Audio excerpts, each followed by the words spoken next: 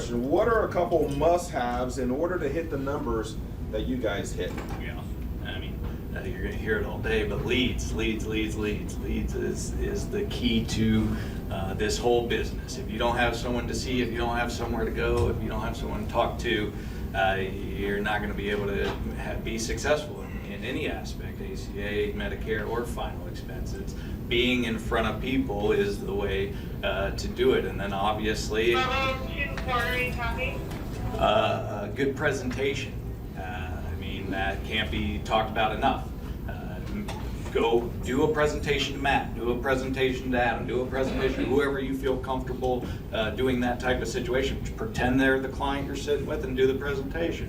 Another step we've always talked about is recording yourself inside a presentation itself.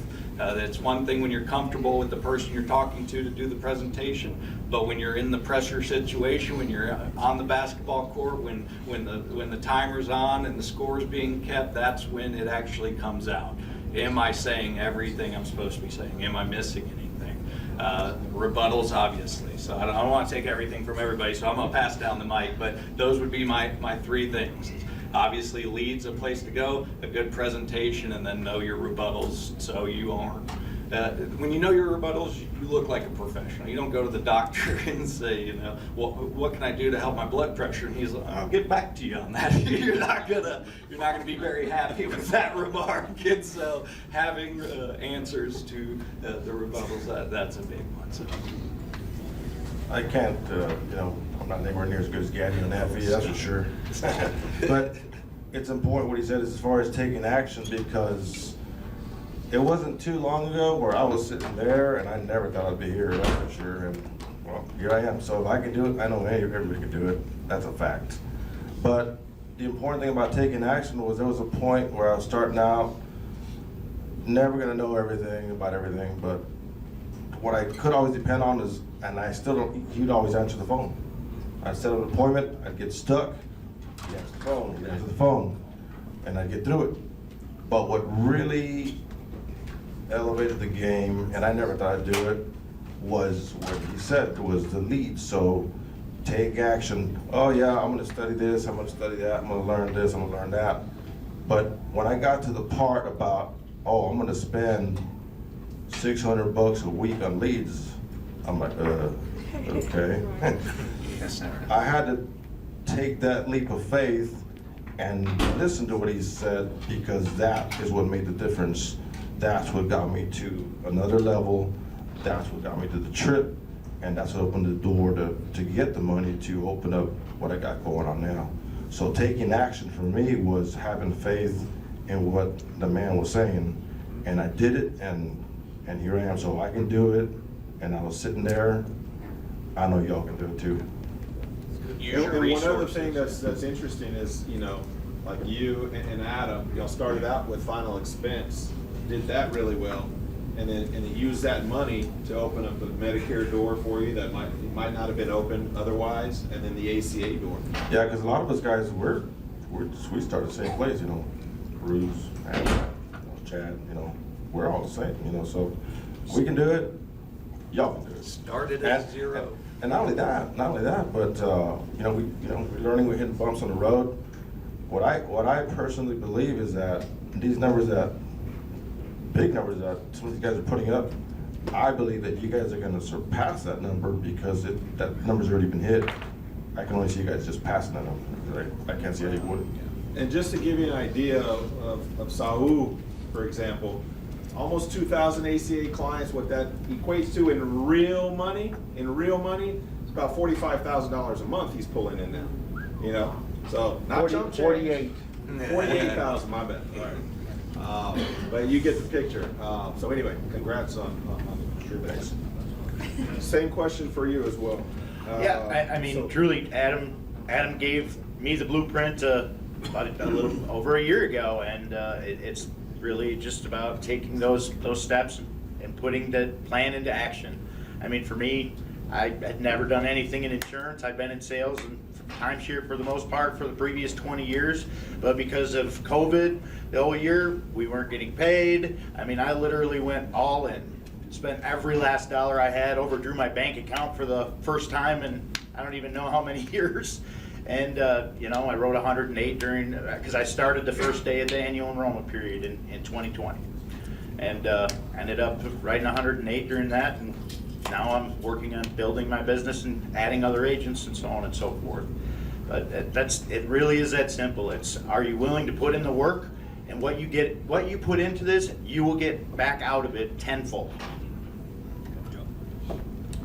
One thing I think that's really important is, especially when it comes to everything, for me, Medicare, it's a good appointment setting.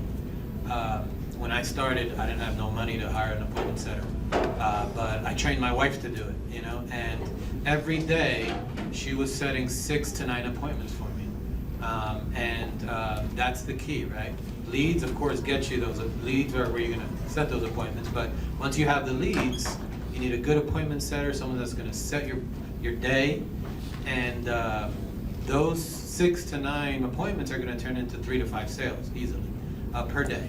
So yeah, appointment setting is a huge deal. After a while, my wife decided, no, you need to find someone else. And I was able to find different people to do it, you know, at a good rate and everything. So it works. So appointment setting is important. And remember, when you're doing Medicare, you're not really selling anything, right? Final expense, you got to sell, right? But when it comes to Medicare, you're more of a consultant, right? You're there to educate, help them understand Medicare, build that trust. And after that, of course they're going to listen to you. They're going to do, you know, what you suggest, or they're going to, you know, decide on their own, but with your guidance. So it's more of a consultative kind of situation, and that's part of why I love it, because I'm not in there trying to take money out of their pocket. I'm out there.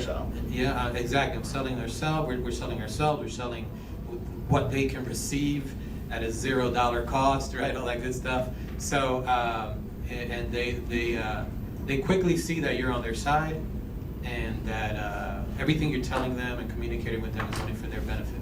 So it's a wonderful, wonderful situation for sure. Any questions from, I got one more thing. yeah, go ahead. So the last thing I would probably add on what I wish I would have done if I could go back to, you know, 9 years ago, Gatlin, I would have definitely just told myself to get some sort of way of not only tracking your numbers, but being able to stay in touch with them on a pretty regular basis. I can't tell you how many times I've got a duplicate lead in the mail, and I went out to see him, and they're like, man, I wish you'd have been here 6 months ago. I got this other policy set up. And I'm just like, oh gosh. Like, if I would have been in contact with them, if they didn't have to, you know, mail out a lead to get back to me, I could have made that sale 6 months ago. I could have been open to more options. I might have caught their initial enrollment period for their Medicare. All these things you miss if you don't have this, and then once you're 9 years into it and you have to create a CRM out of your thousands of clients you've had, it's an uphill battle that you don't want to fight, and I've been fighting it for a few months now. So I can tell you from experience myself, I had a CRM, but somehow, you know, it was on a credit card, and that credit card got replaced, and I didn't get the email saying I needed to update the credit card, and after a month of not paying, they deleted all my information. And I will never go back to that company, but that's a learning curve that, you know, I would say is huge, because I don't use the CRM necessarily as I don't know how to put it, but I don't like all the fancy bells and whistles of it. What I want to be able to do is just find the people I'm looking for. Everybody who's about to turn 65, I want to find that report. Everybody who, you know, is coming up on a birthday, I want to find that report, because it's a way to contact them in a non-salesy way. If I just call somebody up on a Tuesday and say, hey, Miss Johnson, how you doing today? What do you think about more life insurance? No thanks, I would have called you if I wanted. Okay? But if I say, hey, Miss Johnson, happy birthday, how you doing today? Is there anything new? No, nothing new's going on in your life? Okay, well, I just like to stay in touch on your birthday and see how you're doing, so you always know if you ever want more life insurance, or if you have any Medicare questions, you can always reach out to me. I'm here for you. Which one of those 2 calls do you think is going to go better? You know, so having those abilities to reach out to people at certain times will not only make you more successful, but it'll get you more deals and make those deals easier to come by. You're not fighting for them.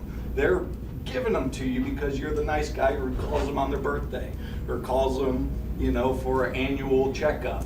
Whatever the case may be, having that CRM and having the ways to run reports on your client base will make you so much more successful.